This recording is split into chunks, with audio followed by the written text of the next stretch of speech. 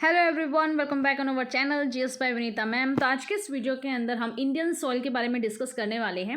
मैंने आपको कहा था कंप्लीट इंडियन ज्योग्राफी मैं आपको 50 आवर में कंप्लीट करवाऊंगी। इससे पहले मैं 2 वीडियो डाल चुकी हूँ। जैसे मैंने एक वीडियो के अंदर तो मैंने आपको कंप्लीट इंडिया का इंट्रोडक्शन दिया था, कंप्लीट मैंने आपको अच्छे समझाया था। अगर आप पहली बार ज्योग्राफी पढ़ रहे हो तो हमें इंडिया के बारे में तो वैसे ही पता होना चाहिए। उस वीडियो के अंदर मैंने आपको टोटली समझा दिया था, ठीक है। फिर सेकंड वीडियोज़ आई थी जैसे मैंने हिमालय के बारे में आपको पढ़ाया था।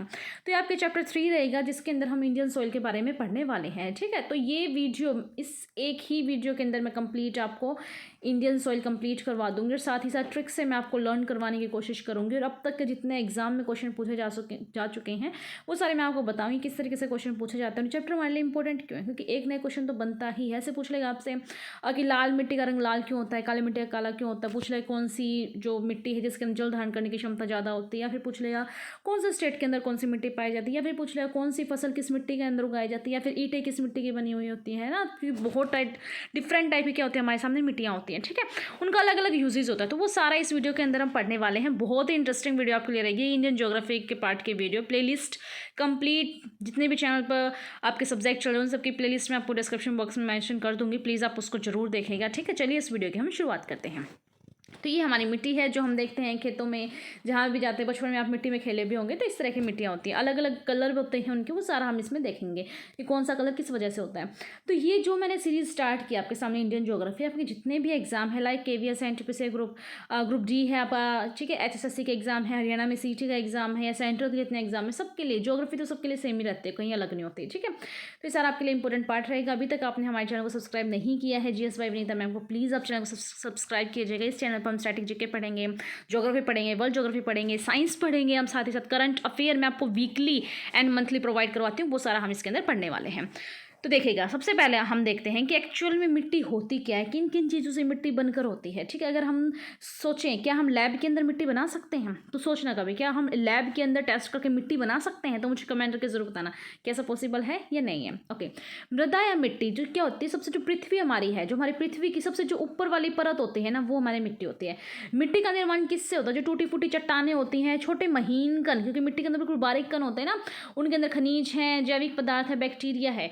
मिट्टी सिर्फ रेत नहीं होती कि खाली छोटे छोटे कण हो गए या उसका कलर ब्राउन हो गया तो मिट्टी हो जाएगी, नहीं। मिट्टी के अंदर बहुत सारे मिनरल्स होते हैं, ठीक है, जैविक पदार्थ होते हैं, खनिज होते हैं, बैक्टीरिया होते हैं। इन सबका जो कंपोजिशन होता है तब जाके एक सॉइल बनती है, ठीक है।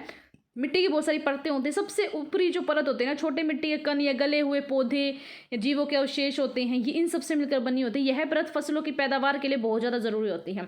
जब भी हम फसल की पैदावार करते हैं तो बहुत बार कहते हैं कि इस खेत के अंदर तो फसल अच्छी नहीं होगी क्योंकि वहाँ की भूमि यानी कि वहाँ की मिट्टी बंजर हो जाती है, क्योंकि बार बार रिपीटेशन करके हम बहुत ज़्यादा फसलें उगा लेते हैं तो उसकी जो भूमि या मिट्टी बंजर हो जाती है, तो वो मतलब उतनी इफेक्टिव नहीं होती, उसके अंदर उतने मिनरल्स नहीं होते कि वो एक फसल को बना सके, ठीक है। तो इसलिए क्या कहते हैं, मिट्टी की जो कहते हैं ना, मिट्टी बहुत अच्छी होनी चाहिए तभी जाके हमारी फसल की पैदावार भी अच्छी होगी।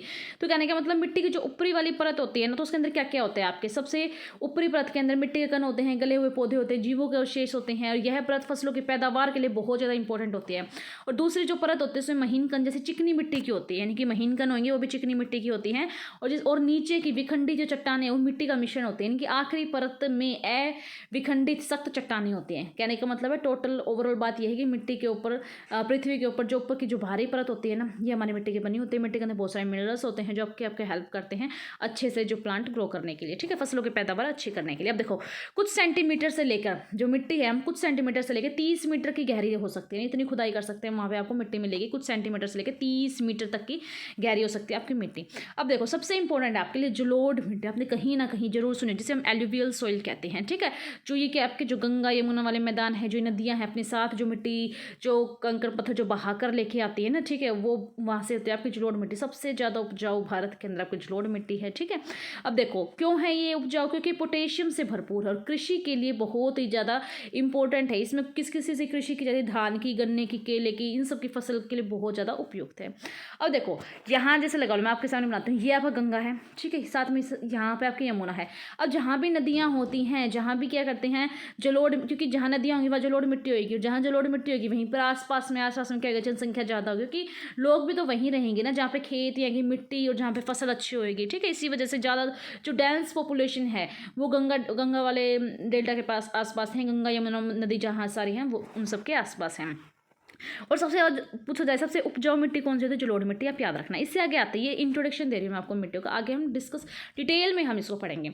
इससे आगे लाल मिट्टी। अब लाल मिट्टी लाल क्यों होती है, क्योंकि इसके अंदर लौह मात्रा अधिक होती है। और किस किस कौन कौन सी फसल लाल मिट्टी में उगाई जाती हैं, जैसे चना है आपका, मूंगफली है, अरंडी के जो बीज होते हैं, ये सारे, ठीक है। ये 3 चीज़ आप जरूर याद रखना है, पेपर में पूछ लिया गया था कि जैसे चना है आपका, मूंगफली है आपकी, अरंडी है के बीज है, ये सारे के सारे लाल मिट्टी के अंदर ही उगाए जाते हैं। अब काली मिट्टी के बारे में पढ़ते हैं। काली मिट्टी में क्या होता है, वह कैल्शियम, पोटेशियम, मैग्नीशियम प्रचुर मात्रा में पाया जाता है, लेकिन इसमें नाइट्रोजन की मात्रा कम होती है। काली मिट्टी के अंदर क्या होता है, जल धारण की क्षमता बहुत ज़्यादा होती है। क्या करती है, अपने आप को खुद से ही जोत लेती है। यानी काली मिट्टी में बहुत कम किसान को जुताई की ज़रूरत होती है, क्योंकि जब इसमें पानी डालते तो चिपचिपी हो जाते हैं। कुछ टाइम के बाद पानी को ऑब्जॉर्ब करके अपने आप से इसमें मोटी मोटी दरारें पड़ जाती है, जिससे कहते हैं सतह ये जुताई कर लेती है, ठीक है। तो इसके अंदर क्या नाइट्रोजन की मात्रा कम होती है। जैसे कपास, इसमें क्या क्या होता है, काली मिट्टी के अंदर कपास उगाया जाता नहीं, आपको याद रखना है, ठीक है। बहुत बार ये क्वेश्चन पूछा गया है कि कपास से खेती कौन सी मिट्टी में की जाती है, वो है फिर काली मिट्टी। जैसे तंबाकू है, मिर्च है, तिलहन है, जवार है, रागी, मक्के जैसे फसलों की अच्छी उगती हैं। और फिर आगे पढ़ते हैं हम रेतीली मिट्टी, जिसमें क्या होता है, पोषक तत्व कम होते हैं। रेतीली मिट्टी कहाँ पाई जाती है, बताइएगा जल्दी से। इसमें जो है ना पोषक तत्व बहुत ज़्यादा कम होते हैं। और इसके अंदर हम क्या क्या उगाएंगे, जैसे कि लेकिन यह अधिक वर्षा वाले क्षेत्र, जैसे कि नारियल उगाते हैं, काजू उगाते हैं, कैजुरीना के पेड़ हैं, ये सब विकास के लिए उपयोग है। तो हमने थोड़ा सा इंट्रोडक्शन लिया था ताकि आपको ये समझ में आ जाए कौन सी मिट्टी क्या है। अब हम डिटेल में स्टडी करते हैं। सबसे पहले आपके सामने मैप है। इस मैप के अंदर ये कंप्लीट आपको मैप दिखा रखा है। यहाँ पे आपको दिखा रखा है कौन कौन सी मिट्टी किस किस इलाके, किस किस क्षेत्र में पाई जाती है, ताकि आपको ईजी तरीके से लर्न हो जाए। क्योंकि मैप से जब हम चीज़ें देख के याद करते हैं ना, बहुत लंबे टाइम तक हमारे दिमाग में सेट रहती है, ठीक है। पढ़ी हुई चीज़ें हम भूल जाते हैं। तो देखिएगा, सबसे पहले जो आपकी ये आपको मिट्टी दिख रही होगी, ये कौन सा एरिया आपका, लद्दाख, जम्मू कश्मीर, यहाँ पे आपका हिमाचल प्रदेश, उत्तराखंड वाला एरिया। तो इसके अंदर कौन सी मिट्टी पाई जाती है, देखो आप ब्लू कलर की कौन सी, फॉरेस्ट एंड माउंटेन मिट्टी। यानी कि फॉरेस्ट एंड माउंटेन जो मिट्टी है आपकी सॉइल है, वो कहाँ मिलेगी, आपके माउंटेन वाले एरिया में मिलेंगी, जो कि आप बताएं लद्दाख, जम्मू कश्मीर के अंदर। इससे आगे हम देखते हैं एलुवियल सॉइल, जिसे हम जलोढ़ मिट्टी कहते हैं।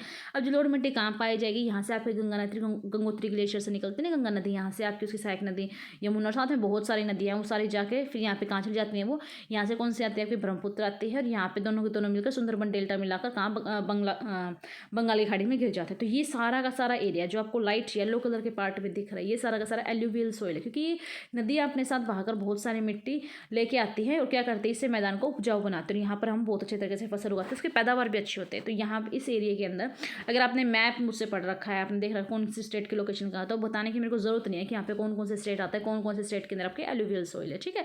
यहाँ पे थोड़ा असम वाला पार्ट हो जाएगा, यहाँ पे आपका पश्चिम बंगाल हो जाएगा। इससे आगे भी ये कहाँ पाई जाती है, क्योंकि यहाँ पे जैसे कावेरी नदी है, कृष्णा, गोदावरी, ये सारी की सारी नदी क्या करती हैं, यहाँ अपना पानी गिराते हैं। तो यहाँ भी वो क्या करती हैं, यहाँ से जहाँ से भी आते हैं वो अपने साथ मिट्टी बहा कर लेके आते हैं, तो यहाँ उनको जमा कर देते हैं। तो इसीलिए आपको दिख रहा होगा ये थोड़ा लाइट येलो कलर का पार्ट है, लाइक ये भी आपका एलुवियल सॉइल है। पूछ लेगा कौन से घाट पर, पूर्वी घाट पर आपका एलुवियल सॉइल है, आपका पश्चिमी घाट पर नहीं है, पूर्वी घाट पर है आपका, साथ ही असम वाले इलाके में है। उसके साथ साथ मैंने आपको बता दिया है उत्तरी मैदान के अंदर है, ठीक है, उत्तर भारत के अंदर है। अब इससे आगे है ब्लैक सॉइल।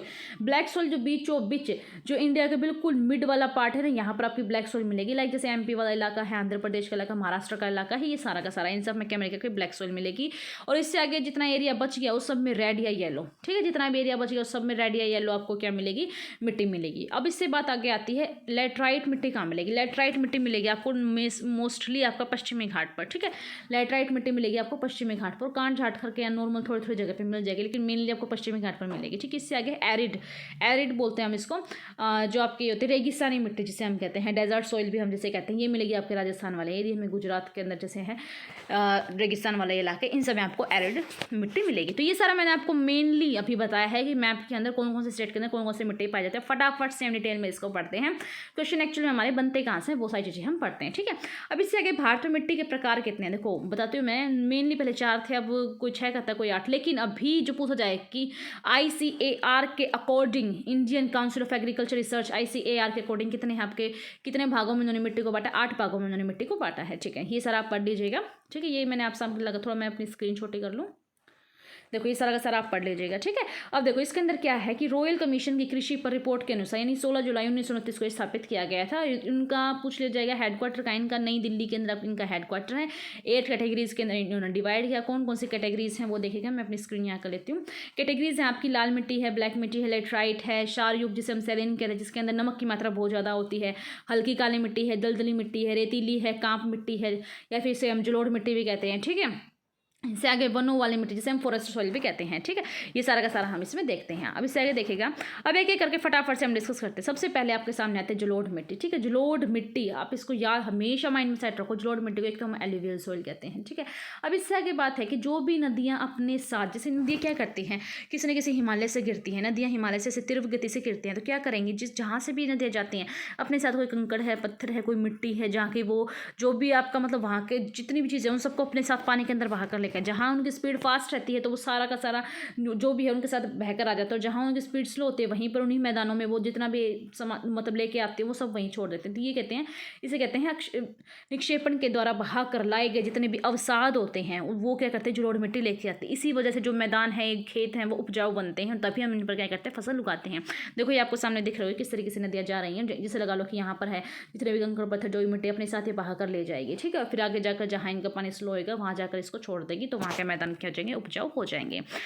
अब देखो हम पढ़ते हैं इसमें कि जलोढ़ मिट्टी को दोमट या कछार मिट्टी के नाम से भी जाना जाता है। कुछ नाम होते हैं इनके अलग, जैसे हमारे भी तो नाम होते हैं ना, घर में अलग नाम से बुलाते हैं, बाहर अलग नाम से, तो ऐसे।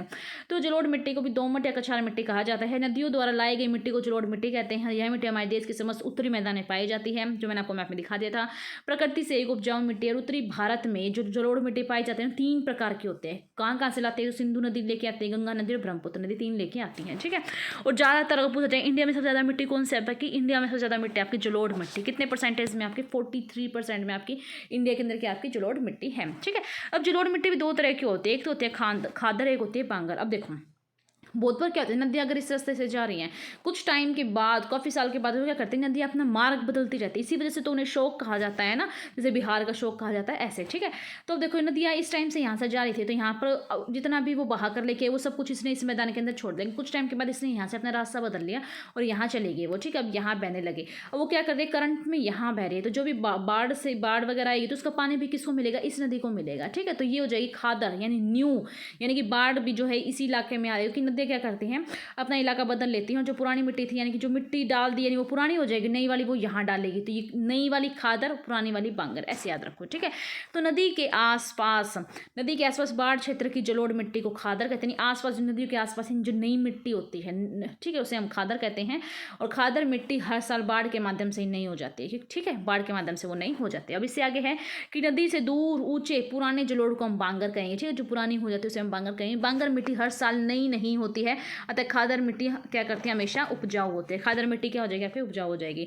जलोढ़ मिट्टी में क्या आपकी ह्यूमस, नाइट्रोजन, फॉस्फोरस से कमी पाई जाती है। अगर आपसे पूछे पूरे इंडिया में जितनी भी मिट्टी है सब में क्या कमी पाई जाती है, मेजरली तरीके से क्या, किस चीज़ की कमी है हमारे भारत की मिट्टियों में, वो है आपकी ह्यूमस, नाइट्रोजन, फॉस्फोरस। मोस्टली अगर सीधा कोई भी पूछ ले, अगर आपको नहीं भी पता तो बस आप यही कह देना कि हमारे भारत की मिट्टियों के अंदर ह्यूमस, नाइट्रोजन और फॉस्फोरस से कमी पाई जाती है, ठीक है। अब इससे आगे जलोढ़ मिट्टी में किस चीज़ की प्रचुर मात्रा भी तो पाई जाएगी ना, कोई चीज़, तो वो है आपकी पोटेशियम और चूना। क्या है, पोटेशियम और चूना आपको जलोढ़ मिट्टी के अंदर ज़्यादा मात्रा में पाया जाता है, ठीक है। ये हम देखिए हमारी जलोढ़ मिट्टी। अब इससे आगे चलते हैं हम काली मिट्टी के पास। काली मिट्टी देखिएगा, काली मिट्टी किस तरह की दिखाई देती है, आपकी ब्लैक कलर की दिखाई देगी। होती कैसे है काली मिट्टी, कैसे, जब जैसे ज्वालामुखी वगैरह फटता है उसके साइड में जितना भी इरोजन होता है उसे क्या करता है, वो लावा वगैरह से बिखर जाता है, कुछ टाइम बाद सूखने के बाद वहाँ पर काली मिट्टी बन जाती है, ठीक है। ये मोस्टली होता है आग्नेय की जो शैल होते हैं ना, इग्नियस रॉक बोलते हैं, उनसे जो है आपकी काली मिट्टी बनती है, ठीक है। इनका रंग काला होता है और मोस्टली कपास की खेती के लिए काली मिट्टी को यूज़ किया जाता है। अब फटाफट से हम पढ़ते हैं इसके बारे में। काली मिट्टी की विशेषता है कि नमी को अधिक समय तक बनाए रखती है, क्योंकि इसके अंदर क्या होता है, किसी भी जल धारण को करने की क्षमता बहुत ज़्यादा होती है। इस मिट्टी को कपास की मिट्टी या रेगुर मिट्टी भी कहा जाता है, रेगुर, ठीक है। काली मिट्टी कपास के लिए बहुत ही ज़्यादा इंपॉर्टेंट, ये क्वेश्चन तो पता नहीं कितनी बार पूछ लेगा, प्लीज़ आप माइंड में सेट रखना है। काली मिट्टी कपास, कैसे काली कैसे कपास, ठीक है। यह मिट्टी लावा प्रदेश में पाई जाती है, जहाँ पर ज्वालामुखी इरोजन होता है। और इस प्रकार इस मिट्टी को कहाँ कहाँ पाया जाता है, जैसे गुजरात, महाराष्ट्र, मध्य प्रदेश, आंध्र प्रदेश, ठीक है। यहाँ पर गुजरात है, इसी आगे यहाँ मध्य प्रदेश है, यहाँ के आपका महाराष्ट्र है, ठीक है। ऐसे याद कर लेना आप, ट्रायंगल बन गया ना, गुजरात, मध्य प्रदेश, महाराष्ट्र, ठीक है। आंध्र प्रदेश ऐसे इलाकों में पश्चिमी भाग में ये पाई जाती है, ठीक है। इससे आगे है अंतर्राष्ट्रीय स्तर पर काली मिट्टी को, यानी कि हम लोग तो क्या बोलते हैं, काली मिट्टी या रेगुर मिट्टी बोल देते हैं, लेकिन इंटरनेशनल लेवल पर इसे क्या बोला जाता है, इसे चेरनोजम बोला जाता है। काली मिट्टी को क्या बोलते हैं, चेरनोजम, ये आपको याद रखना है। चेरनोजम मिट्टी मुख्य रूप से काला सागर, जो अपने ब्लैक सी, मैंने आपको वर्ल्ड ज्योग्राफी वाले पार्ट में पढ़ाया था एशिया कॉन्टिनेंट के टाइम में, कि ब्लैक सी जो ब्लैक सी के उत्तर में क्या है आपका, यहाँ पे यूक्रेन है, ठीक है, ग्रेट लेक्स हैं, और पश्चिम में संयुक्त राज्य अमेरिका है, ठीक है, यहाँ पर क्या आपका यूएसए है, यहाँ पर आपका कनाडा है, इन सब में क्या कहते हैं चैनोजम मिट्टी, आपको जो ब्लैक सॉइल है वो पाई जाते हैं। कैसे याद करोगे, ब्लैक सॉइल ब्लैक से, ब्लैक सॉइल ब्लैक सी, हो गया आपको याद, ठीक है। अब इससे आगे है काली मिट्टी को लावा मिट्टी भी कहते हैं, ठीक है, और क्योंकि दक्कन ट्रैप वाले यानी दक्कन वाला जितना ही पठार का इलाका है ना, वहाँ पर ये लावा के अपक्षय यानी कि टूटने फूटने जो चट्टान है उनके टूटने फूटने जो मिट्टी बनती है वो आपकी ब्लैक सॉइल बनती है। अब इसकी प्रमुख विशेषता क्या है, इसमें जल धारण करने की जो क्षमता है ना बहुत ज़्यादा होती है, क्योंकि जिस टाइम से पानी होता है ना मिट्टी बहुत जल्दी चिपचिपी हो जाती है, और जब ये पानी सूख जाता है सारा अब्जॉर्व कर लेते हैं उस टाइम इसमें दरारें पड़ जाती है, और इसी गुण के कारण काली मिट्टी सब जुताई कर लेते हैं। अगर आपसे पूछ लेगा अपने आप जुताई करने वाली मिट्टी कौन सी है, वो है आपकी काली मिट्टी, ठीक है। इसके अंदर जल धारण करने की क्षमता बहुत ज़्यादा होती है। काली मिट्टी से कपास की खेती होती है बहुत अच्छे तरीके से। और कैसे काली मिट्टी कैसे क्या कहाँ पर जो कहते हैं ना ब्लैक सी के आसपास ये पाई जाती है, और इसको हम क्या बोलते हैं इंटरनेशनल में हम इसे चैनोजम बोलते हैं। क्या बोलते हैं, चैनोजम बोलते हैं। अब इसे काली या रेगुर मिट्टी को देखिएगा कौन कौन से इलाके में पाए जाते हैं। मोस्टली तो मैंने आपको बता दी थी, फिर भी आप कुछ देख लीजिएगा कि महाराष्ट्र, कर्नाटक, तमिलनाडु, आंध्र प्रदेश, मध्य प्रदेश, गुजरात के अंदर 5 लाख वर्ग किलोमीटर क्षेत्र में फैली हुई है। इसे काली मिट्टी के नाम से जाना जाता है। और काली मिट्टी गन्ने कपास के लिए, गन्ने की खेती के लिए बहुत अच्छी मानी जाती है। इस मिट्टी में क्या क्या होता है आपका, लोहा क्यों होती है काली, लोहा, कैल्शियम, नाइट्रोजन, फॉस्फोरस, ये तो सब तो कम मात्रा में पाया जाता है, ठीक है। आपको याद रखना है कि ये सब कम मात्रा में पाया जाता है। काली मिट्टी क्यों होती है, क्योंकि ज्वालामुखी के इरोजन से, निक्षेपण से ही बनती है, इसलिए इसका नाम काली मिट्टी रखा गया है, कि दिखने में काले रंग की होती है। और इस मिट्टी किसकी कमी पाई जाती है, आप सबको पता है, ह्यूमस की, नाइट्रोजन की, फॉस्फोरस की, जो भी कोई आपसे पूछे उसमें बता देना कि ये चीज़ की कमी पाई जाती है। इससे आगे कुछ आपको का मैं केमिकल कंपोजिशन बता रखे हैं इसके अंदर क्या क्या है। इसके अंदर जैसे फेरिक ऑक्साइड कितने मात्रा में है, एल्यूमिना इसके अंदर पाया जाता है, जल एवं जीवांश, चूना, मैग्नीशिया, ये सारे काली मिट्टी के अंदर पाए जाते हैं, ठीक है। अब इससे आगे देखते हैं लाल मिट्टी। लाल मिट्टी क्यों कहा जाता है, क्योंकि ये most of yellow red colour की होती है, ठीक है। इसे हम रेड एंड येलो भी कह देते हैं, क्योंकि काफ़ी टाइम तक ये येलो रेड कलर की, फिर धीरे धीरे क्या होती है कुछ पार्ट में आपको येलो कलर की भी दिखाई देगी। अब रेड कलर की दिखेगा, ये मिट्टी मेनली पाई कहाँ जाएगी, तमिलनाडु के अंदर, दक्षिण महाराष्ट्र, आंध्र प्रदेश, कर्नाटक, पूर्वी मध्य है, ठीक है। मेनली तो आपका साउथ वाला पार्ट, उसके बाद आपका दक्षिणी बिहार, उत्तर पूर्वी पर्वतीय में पाई जाएगी। इसका रंग लाल क्यों होता है, कि आयरन ऑक्साइड की वजह से, यानी कि लोह ऑक्साइड के कारण इसका रंग जो है लाल मिट्टी का रंग क्या होता है, लाल होता है। अब इससे क्या होता है, ये मिट्टी में क्या क्या उगाते हैं हम, बाजरा उगाते हैं, मूंगफली उगाते हैं, आलू की खेती करते हैं, ये बहुत ज़्यादा इंपॉर्टेंट है। अगर आपसे पूछे जैसे काली मिट्टी के बारे में पूछा ना, काली मिट्टी के अंदर हम क्या उगाते हैं, ठीक है, जैसे हम कपास उगाते हैं, गन्ना उगाते हैं, तो ऐसे आपसे पूछा लाल मिट्टी में क्या उगाते हो आप, बाजरा उगाते हैं, मूंगफली उगाते हैं, आलू उगाते हैं, ठीक है। अब इससे आगे चट्टानों में कटी हुई मिट्टी है। किस तरीके से चट्टानों में कटी हुई मिट्टी, ये मिट्टी अधिकतर दक्षिणी भारत में मिलती है। मैंने आपको बताया ना दक्षिणी भारत में तमिलनाडु, आंध्र प्रदेश वाले इलाके में आपको मिलती है, या फिर दक्षिणी बिहार में भी आपको मिल जाएगी, लेकिन मोस्ट ऑफ ये आपको दक्षिणी भारत में मिलेगी। लाल मिट्टी का क्षेत्र आपको महाराष्ट्र के दक्षिण पूर्वी भाग में, मद्रास में, आंध्र में, मैसूर में, मध्य प्रदेश के पूर्वी, ये सब आप देख लीजिएगा, इन सब इलाकों में पाई जाती है। मोस्टली अगर आपसे पूछे तो पूछेगा दक्षिण भारत में पाई जाती है।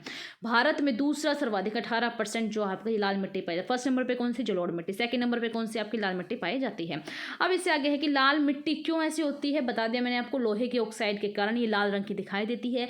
और लाल मिट्टी पठारी यानी कि भारत में कम वर्षा वाले क्षेत्र के मिट्टी, जहाँ पर वर्षा कम होती है वहाँ पर लाल मिट्टी पाई जाएगी। ये उपजाऊ मिट्टी नहीं है, इस कारण यहाँ खाद्यान्नों की खेती नहीं होती, मोटे अनाज वगैरह जैसे कि मैंने आपको बताया मूंगफली है, बाजरा, ये सब उगाए जाते हैं। इसमें अच्छी खेती नहीं होती क्योंकि इसमें बारिश की कमी रहती है। बारिश की कमी नहीं होगी तो वही बात है, फसलों की आपूर्ति कैसे होगी, ठीक है। ये सारा आपको याद रखना है। अब इससे आगे इसके केमिकल कंपोजिशन यानी रासायनिक संगठन आप देख लीजिएगा क्या क्या होता है इसके अंदर। लोहा होता है, एल्यूमिना होता है, जीवांश होता है, पोटेशियम होता है आपका, ठीक है, चूना, कार्बन डाइऑक्साइड, पोटाश, ये सब चीज़ें होती हैं। हमारी हर मिट्टी में किसी से कमी होती है आपकी, आपको पता है, ये ह्यूमस की, नाइट्रोजन की, फॉस्फोरस की। अब इससे आगे पढ़ते लैटराइट मिट्टी। आपके जो घर हैं देखे होंगे ब्रिक्स से बने हैं, हमारे घर हमारी ईंटों से बने हैं, और ईंट जो हैं वो किस मिट्टी की बनी होती है, वो आपकी लैटराइट मिट्टी की बनी होती है। आपको याद रखना, यही क्वेश्चन पूछा गया था कि जो हम ईंट बनाते हैं, ईंट बनाने के लिए हम कौन सी मिट्टी का यूज़ करते हैं, वो आपकी लैटराइट मिट्टी, ठीक है। आपके सामने इमेज भी लगा रखी है, आपने देखा होगा ना, ईंट का इसी टाइप से धूसर का कलर होता है ना, धूसर यानी कि भूरा जिसे हम कहते हैं, ये रंग होता है ईंटों का, वो आपकी लैटराइट मिट्टी की बनी होती है। आपके सामने सारे ईंटें हैं, ठीक है। जिस टाइम ये बनाते हैं हम इसे, उस टाइम तो क्या हो जाएगी, बहुत ज़्यादा नरम होती है, लेकिन जब ये सूख जाते हैं ना तो देखो कि ईंटें कितनी ज़्यादा कठोर हो जाते हैं, ठीक है। ये सी खासियत है।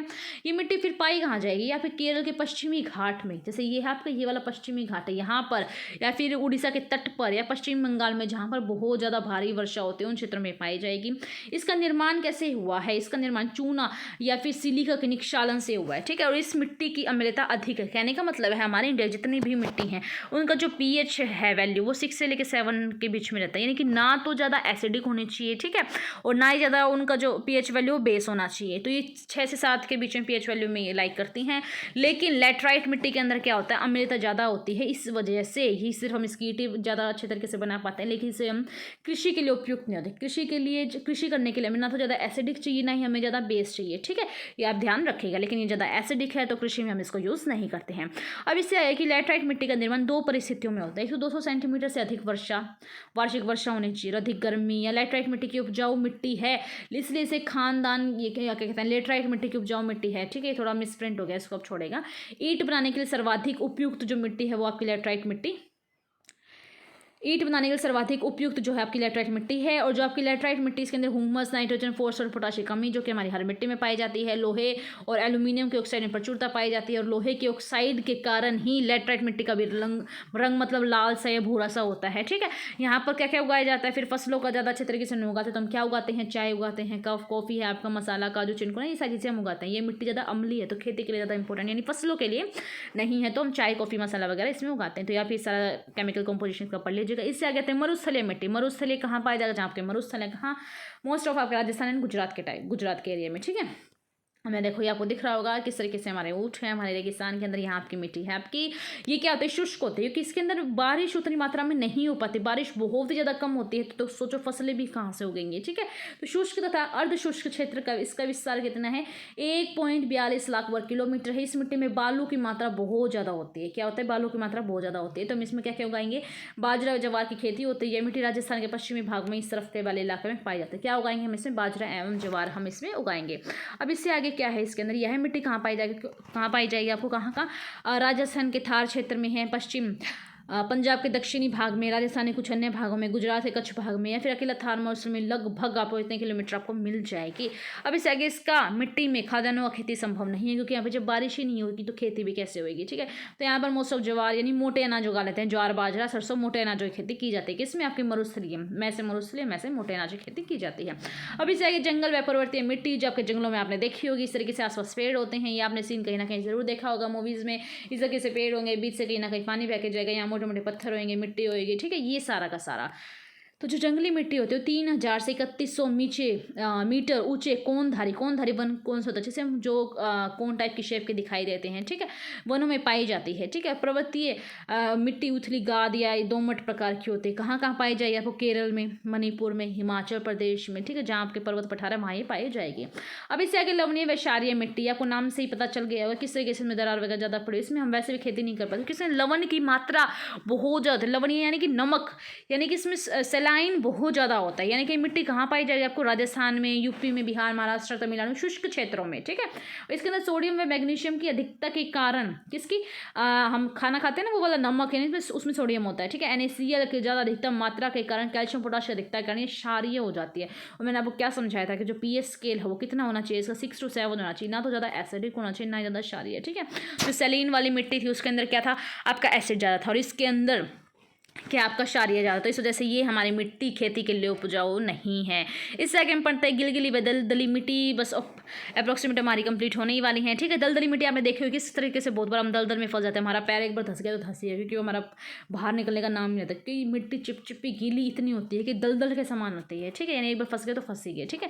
तो ये मिट्टी जो है तटीय क्षेत्र कहाँ पाई जाएगी, जहाँ पर पानी अधिक मात्रा में, तभी तो गीलापन रहेगा ना ज़्यादा। तो तटीय क्षेत्रों में जल जमाव, जहाँ पर जल ज़्यादा मात्रा में जमा हो जाए, इसमें घुलनशील लवणों की प्रधानता होती है, इसमें फॉस्फोरस और पोटाश की कमी होती है। गीली मिट्टी किसके लिए, हमेशा याद रखना आप लोग, जो गीली मिट्टी चावल के लिए यूज़ करते हैं, लाइक हम धान के लिए यूज़ करते हैं। देखो कुछ पॉइंट में आपको अगेन बताते हो कैसे। काली मिट्टी आपकी कपास के लिए कहाँ पाई जाएगी, ब्लैक सी के आसपास पाई जाएगी। इंटरनेशनल तरीके से हम उसको चैनोजम कहते हैं, ठीक है। इसे हम रेगुलर मिट्टी भी कहते हैं। जलोढ़ मिट्टी आप कहाँ पे, गंगा, ब्रह्मपुत्र, सिंधु नदी जो है अपने साथ जो भी निक्षेपण बहा कर लाती है वहाँ होगी, ठीक है, जलोढ़ मिट्टी। फिर आगे लाल मिट्टी का लाल रंग क्यों होता है, क्या आपका आयरन ऑक्साइड की वजह से होता है, ठीक है। लेटराइट जो आपकी ईंटें हैं वो लेटराइट मिट्टी की बनी होती हैं।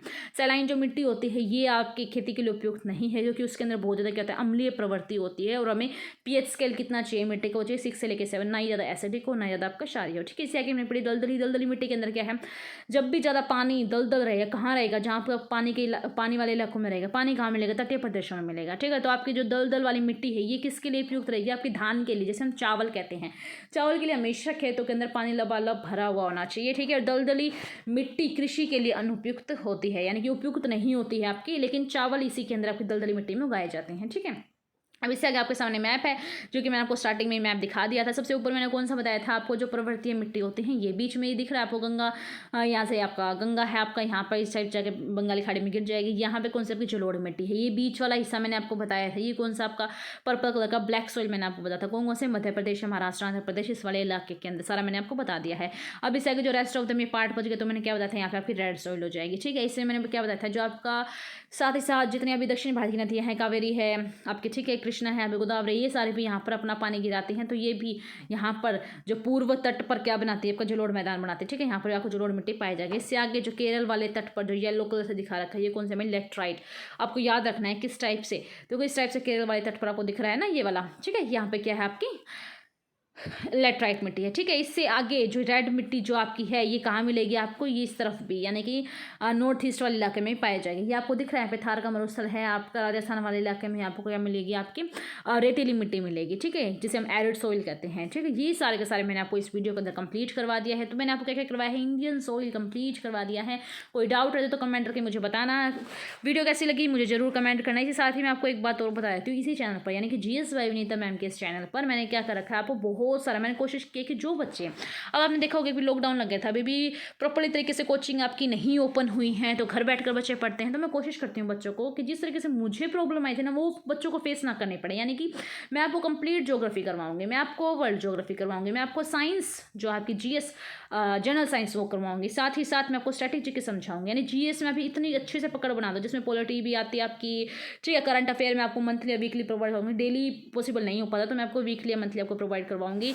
जो बच्चे घर बैठकर पढ़ना चाहते हैं, फ्री में पढ़ना चाहते हैं, ठीक है, अपनी लाइफ में कुछ करना चाहते हैं, उनके लिए मैं आपको कंप्लीट इस चैनल पर GS इतने अच्छे समझाऊंगी, आपकी प्रैक्टिस करवाऊंगी। अभी आपकी हाल ही में कोई एग्जाम नहीं, जैसे ही कोई एग्जाम की डेट अनाउंस होती है उसका हम बैच स्टार्ट करेंगे। ठीक है, कंप्लीट हम उसकी सीरीज स्टार्ट करेंगे, आपसे MCQ करवाऊंगी, यानी आपको GS इतने पक्के से अच्छे से लर्न करवा दूंगी कि एग्जाम में आपका नंबर नहीं कटेगा। मैथ कर लेते हैं, इंग्लिश कर लेते हैं, हिंदी तो हम कर ही लेते हैं। ठीक है, हिंदी में कोई प्रॉब्लम नहीं आती। ठीक है, प्रॉब्लम आती है GS में। GS में इतना वाइड सिलेबस होता है, उसे कवर कर पाना बहुत ज़्यादा मुश्किल हो पाता है। हमें समझ नहीं आता कहाँ से स्टार्टिंग करें, कहाँ एंड करें, कौन सा चैप्टर देखें, इतना वाइड है पढ़ने के लिए। हम आज भी पढ़ते हैं ना, तो आज भी हमें लगता है कि अरे अभी तो हमने कुछ पढ़ा ही नहीं, बहुत कुछ लाइफ में पढ़ने को। ठीक है, लेकिन फिर भी जो एग्जाम के पॉइंट ऑफ व्यू से ना हमें स्मार्ट स्टडी करनी है, एग्जाम के पॉइंट ऑफ व्यू से पढ़ना है, हमें फालतू में नहीं पढ़ना, हमें ज्ञान नहीं लेना, हमें सिर्फ अपना एग्जाम क्लियर करना है, एग्जाम के पर्पज से पढ़ना है।